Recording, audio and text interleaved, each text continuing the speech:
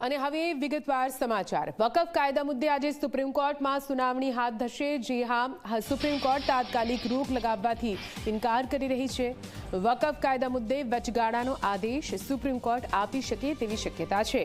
Supreme કોર્ટે કેન્દ્ર સરકારના 3 સવાલ કર્યા છે અને આ ત્રણેય સવાલોનો જવાબ આજે કેન્દ્ર સરકાર સુપ્રીમ કોર્ટમાં રજૂ કરશે। આ જવાબ પર સૌ કોઈની નજર ટકેલી છે કે આખરે સુપ્રીમ કોર્ટે પૂછેલા સવાલનો શું કઈ જવાબ કેન્દ્ર સરકાર દ્વારા આપવામાં આવે છે।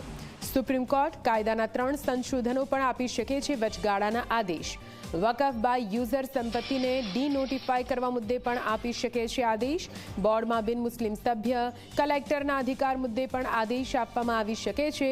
પ્રથમ મુદ્દો છે જ્યાં સુધી સુનાવણી ચાલી રહી છે ત્યાં સુધી કોર્ટ દ્વારા જે સંપત્તિને વકફ જાહેર કરાય છે તેને ડીનોટિફાય નહીં કરી શક્ય, એટલે કે તે સંપત્તિ વકફની સંપત્તિ જ રહેશે।